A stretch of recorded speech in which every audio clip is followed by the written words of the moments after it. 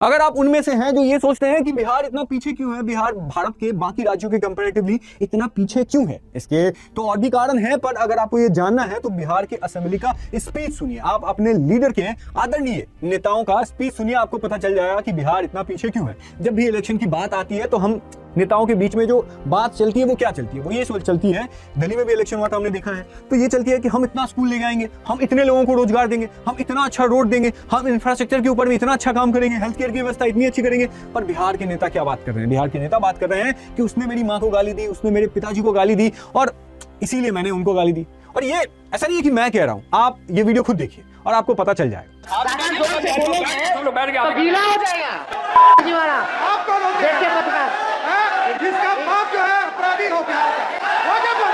अब देखिए ये जो पूरा सीन चल रहा है, सोचिए कि बिहार का जो इलेक्शन है वो इंडिया में तो फेमस है ही, वर्ल्ड फेमस भी है। तो जो लोग बिहार के इन न्यूज को देखते होंगे वो क्या समझते होंगे, वो बिहार की छवि को लेकर क्या सोच रहे होंगे, वो यही सोच रहे होंगे कि अच्छा इसी कारण से बिहार में इन्वेस्टमेंट नहीं आती है, इसी कारण से बिहार की इंफ्रास्ट्रक्चर इतनी पीछे है, इसीलिए बिहार साक्षरता दर में इतना पीछे है, इसीलिए बिहार में हेल्थ केयर व्यवस्था नहीं है। क्योंकि जो पॉलिसी बनाने वाले हैं, जो कानून बनाने वाले हैं, वो कानून बनाने के अलावा सब कुछ कर रहे हैं। और इस सब के पीछे का कारण क्या है? सबके पीछे का कारण है कि इलेक्शन कमीशन ने पूरे देश में स्पेशल इंटेंसिव रिवीजन लाने की बात कर रहे हैं, जिसके तहत पूरा जो स्पेशल इंटेंसिव रिवीजन है इसका पायलट प्रोजेक्ट बिहार से वो शुरू कर रहे हैं, जिसके तहत जो ऐसा माना जा रहा है कि 61 लाख वोटर जो हैं वो बिहार के इलेक्टोरल रोल से बाहर हो सकते हैं। मतलब जो 61 लाख लोग पहले वोट देते थे वो अब नहीं दे पाएंगे। पूरा क्या मामला है इसके बारे में हम देखेंगे, पर उससे पहले हम ये देखते हैं, देखिए कि ये जो तेजस्वी यादव जी हैं, ऑफ कोर्स जो बिहार की जो विपक्ष नेता के राजद जो है, विपक्ष पूरा जो ग्रुप है उसके वो लीडर हैं, वो ये कहते हैं कि ये जो पूरा इलेक्शन कमीशन है वो सबसे पहले कहते हैं कि स्पेशल इंटेंसिव रिवीजन जो है वो फ्रॉड है। और वो ये कहते हैं इलेक्शन कमीशन जो है वो टूल बन चुका है, पॉलिटिकल टूल बन चुका है एक पार्टिकुलर पार्टी का। और वो ये भी कहते हैं कि अगर ऐसा हुआ तो फिर वो इस इलेक्शन में पार्टिसिपेट नहीं करेंगे। इलेक्शन में पार्टिसिपेट अगर कोई भी स्टेट का अगर मुख्य विपक्ष पार्टी ही नहीं करेगी, फिर उस इलेक्शन का क्या इंपॉर्टेंस हो जाएगा, ये आप नीचे कमेंट सेक्शन में जरूर बता सकते हैं। उसके बाद वो ये भी कहते हैं कि ये जो पूरा वोटर पहले के टाइम पे, मतलब पूरा जो इलेक्शन का जो प्रोसीजर होता है वो क्या होता है, वो यही होता है ना कि जो वोटर है वो गवर्नमेंट को चूज करती है, पर अब के टाइम पे इनके अकॉर्डिंग अभी के टाइम पे जो गवर्नमेंट है वो वोटर को चूज कर रही है। और दूसरा जब कहती है, लोग और भी बताते हैं कि हम स्पेशल इंटेंसिव रिवीजन इसीलिए कर रहे हैं क्योंकि ऑफ कोर्स जो रिपोर्ट्स आ रही हैं, जो सूत्र के हिसाब से माने तो उसके हिसाब से जो बांग्लादेशी इमिग्रेंट्स हैं वो इंडिया में आ रही हैं और वो हमारे देश के डेमोग्राफिक चेंजेस कर रही हैं, जिसकी वजह से तो वो इसके ऊपर कहते हैं कि ये जो सूत्र है ना, देखिए लैंग्वेज देखिए, ये सूत्र नहीं ये मूत्र है। इस तरह की भाषा का इस्तेमाल हम करेंगे, इससे हम ऐसे भाषा का इस्तेमाल करके जो है हम बिहार के लिए पॉलिसी बनाएंगे। और इसी सब की वजह से जो बिहार इतना ज्यादा इनफेमस है वो इसी सब की वजह से है, और इसी सब की वजह से जो बिहारियों को टारगेट किया जाता है पूरे देश में, पूरे दुनिया में, वो यही सब कारण है। बाकी मुझे ज्यादा बोलने का हक नहीं है। बाकी ये जो राहुल गांधी जी जो हैं वो कहते हैं कि ये जो पूरा कांग्रेस, देखिए मुझे ये मतलब नहीं है कि स्पेशल इंटेंसिव रिवीजन जो है वो सही है गलत है, वो डिस्कशन का मुद्दा है, लेकिन भाषा का मर्यादा तो रखना चाहिए। स्पेशली उन लोगों से तो हम एक्सपेक्ट कर सकते हैं जो इस देश को, जो हमारे राज्य को आगे बढ़ाने का काम करती है, इतना तो हम उम्मीद कर सकते हैं। उसके बाद देखिए जो कांग्रेस है वो कहती है कि जो इलेक्शन कमीशन है उसने चीटिंग को अलाउ किया है कर्नाटक स्टेट इलेक्शन में, और उनके पास 100% प्रूफ है, और वो इलेक्शन कमीशन को थ्रेटन भी कर रही है कि वो उनको छोड़ने वाली नहीं है, उनको जो है वो कोर्ट में लेके जाएगी। वो अलग अलग तरीके की बातें करते हैं, और भी बहुत बड़े बड़े लीडर्स हैं वो अपनी अपनी प्रतिक्रिया दे रहे हैं इसके ऊपर। कोई कह रहा है कि लोकतंत्र की हत्या हो रही है। मुझे तो ये समझ में नहीं आ रहा है कि अगर कोई भी पॉलिसी बनाया जाता है तो लोकतंत्र की ही हत्या सबसे पहले हो जाती है, और अगर जितनी बार लोकतंत्र की हत्या कुछ नेताओं के द्वारा की गई है ना, अगर सच में लोकतंत्र की हत्या हुई होगी तो फिर लोकतंत्र का तो हमारे देश में कोई अस्तित्व ही नहीं बचा होगा। और लोकतंत्र का अगर अस्तित्व ही नहीं बचा है, फिर जो लोग लोकतंत्र की दुहाई दे रहे हैं वो लोकतंत्र में पार्टिसिपेट कैसे कर रहे हैं? सवाल तो है। सवाल ये भी है कि ये जो पूरा पॉलिटिकल ड्रामा हो रहा है इसके पीछे का कारण क्या है? तो कारण है स्पेशल इंटेंसिव रिवीजन। पर ये है क्या? तो स्पेशल इंटेंसिव रिवीजन जो है वो एक ऐसा प्रोसीजर है। देखिए इलेक्शन से पहले हम लोग एक वोटर लिस्ट बनाते हैं ना, जिसमें जो चले गए हैं उनको नाम हटा दिया जाता है, जो नए नए ऐड में उनका नाम ऐड किया जाता है। लेकिन ये कंप्लीटली डिफरेंट है। ये आज से पहले 2003 में हुआ था, 20-25 साल पहले हुआ था, और ये 20-25 साल बाद 2003 के बाद पहली बार ऐसा हो रहा है। इसके तहत क्या है? तो ये सबसे पहले अनाउंस किया गया था 24 जून को। और इसमें क्या है कि बूथ लेवल ऑफिसर्स जो है आपके पास एक लिस्ट लेके आएंगे, एक फॉर्म लेके आएंगे जिसको आपको भरना होगा। पर इसमें दो तरीके के लोग होंगे। एक पहला कैटेगरी के लोग हैं, ये हैं कि जो 2003 से पहले के वोटर लिस्ट में थे, जो 2003 से पहले भी वोट देते आ रहे थे। अगर आप उनमें से हैं जो 2003 से पहले वोट देते आ रहे हैं, फिर आपको कुछ नहीं करना है, फिर आपको उस फॉर्म को डालना है और आपको कोई प्रूफ की जरूरत नहीं है, सिंपल से फॉर्म डालना है, हो गया। पर दूसरा सवाल है कि जो 2003 के बाद से वोट देना शुरू कर रहे हैं उनके लिए प्रॉब्लम है। अब उनको क्या करना है? उनको कुछ नहीं। अगर आपके पास दो देखिए 11 को डॉक्यूमेंट देना है, जिसमें से 2 डॉक्यूमेंट जो है वो इंपॉर्टेंट है। अगर आपके पास आपका बर्थ सर्टिफिकेट है, आपका बर्थ प्रूफ है कि आप बिहार में जन्मे हैं, तो आप वो सबमिट कर दीजिए। अगर आपके पास नहीं है तो सिंपल आपके पेरेंट का तो होगा, आपके पेरेंट तो 2003 से पहले होंगे, तो आप अपने पेरेंट का जो सिटीजनशिप है वो आप इलेक्शन कमीशन को दे दीजिए और आपका जो है वो काम हो जाएगा। और इसके लिए कुछ लोग ये बताते हैं कि ये जो इलेक्शन कमीशन है, ये जो माइग्रेंट लेबर्स हैं जो बिहार के बाहर रह रहे हैं, वो कैसे करेंगे भाई?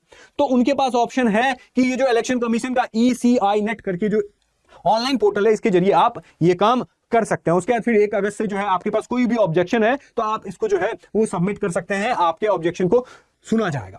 पर सवाल यह आता है कि अगर ये काम इलेक्शन कमीशन कर रही है तो क्यों कर रही होगी? तो इसके पीछे का जो कारण है, इलेक्शन कमीशन कहती है कि बहुत सारे लोगों की मृत्यु हो चुकी है 2003 के बाद, तो उनको हमें हटाना है वोटर लिस्ट से। उसके बाद कई लोग ऐसे हैं जो माइग्रेट कर चुके हैं परमानेंटली, बिहार से बाहर परमानेंटली ही जा चुके हैं, दूसरे राज्यों में बस चुके हैं, लेकिन उनका नाम अभी भी वोटर लिस्ट में है और उनके वोटर लिस्ट का इस्तेमाल गलत लोगों के द्वारा किया जा रहा है।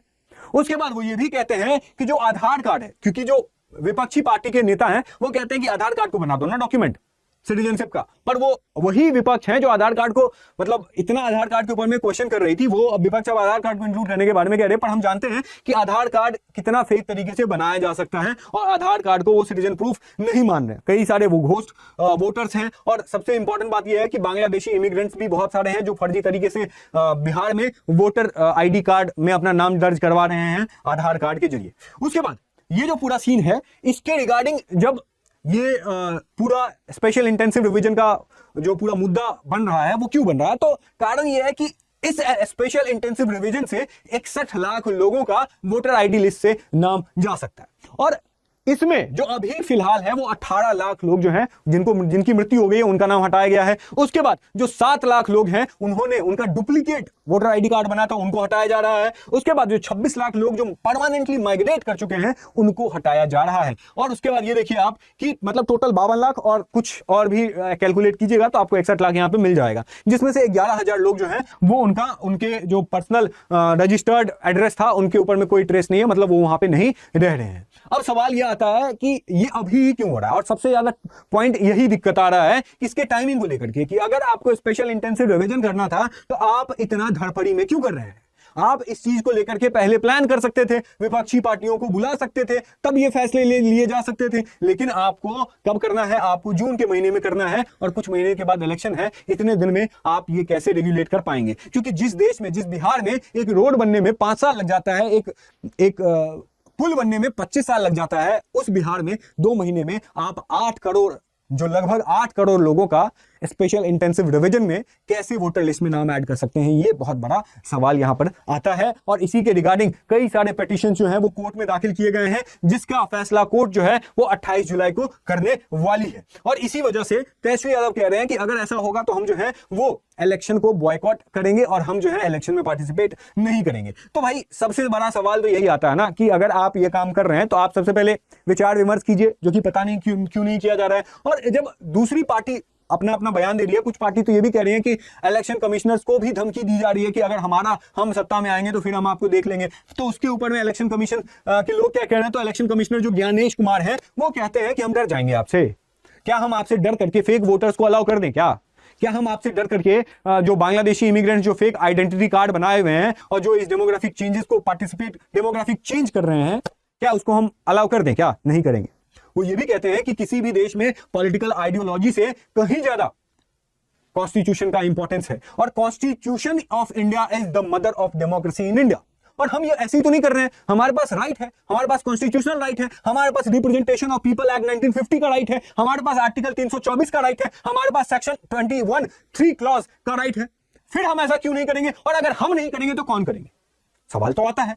फिर इसके जवाब में जो लोग हैं वो तो ये बात कह रहे हैं। उसके बाद देखिए, अगर हम कुछ डेटा देखें तो 19 जुलाई तक जो बिहार में 7.9 करोड़ वोटर्स हैं, उसमें 95% लोगों की यहां पे एंट्री हो चुकी है, 95.9%। और बाकी जो 50-60 लाख लोग हैं जिनका नहीं हुआ है, उसमें से मैंने आपको डेटा दिया था, लेकिन आप फिर भी देख लीजिए कि उसमें से जो 32 लाख हैं उन्होंने इस चीज को सबमिट नहीं किया। क्यों नहीं किया भाई?